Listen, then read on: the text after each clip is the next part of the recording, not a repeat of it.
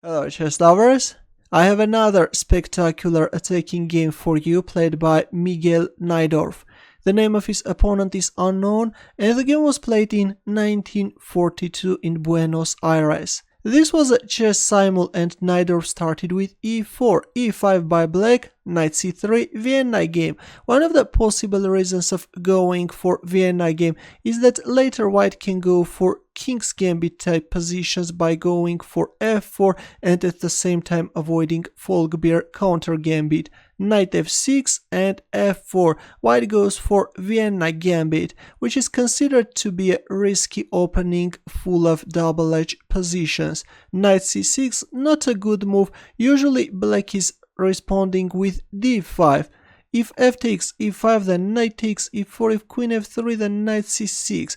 But instead, after f4, we see knight c6. And now white is capturing on e5, and after knight takes e5, we see d4.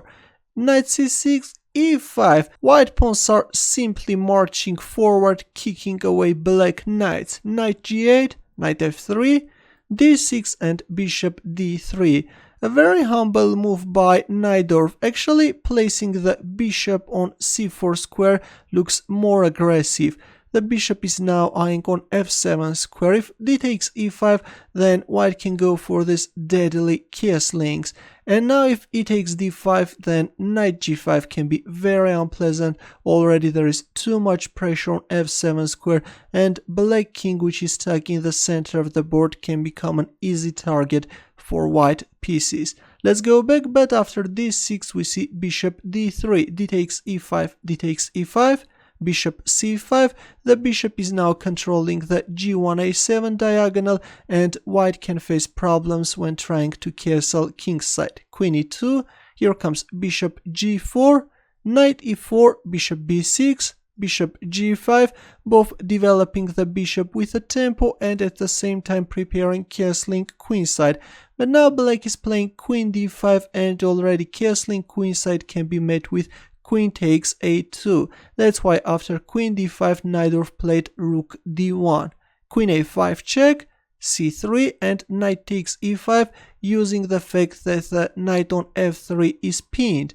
But it turns out that actually by capturing on e5, black is stepping into a deadly trap. It was better to play knight e7, if b4 then queen takes e5, and the players have equal chances, but instead we see knight takes e5. Now comes bishop b5 check, king f8. Well, if a move like c6, then a similar line we will see in the game. After bishop b5 check, we see king f8. And now you can pause the video and try to find Najdorf's next moves. Ready?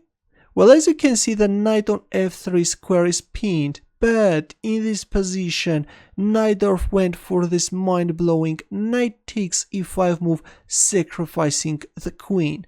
Bishop takes e2, now comes knight d7 check, king e8, knight b8 discovered check, and at the same time, this is a very important move.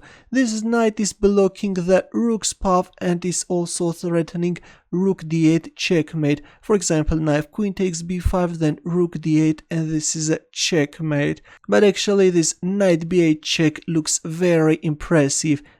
Looks like that black knight changed its color. What a position. So we see c6 in the game, but now comes the second knight. Knight d6 check. Najdorf is horsing around. King f8, and believe it or not, but after knight d7, this is a checkmate. Look at this brutal checkmate on the board. Two knights together with a bishop are killing the enemy king.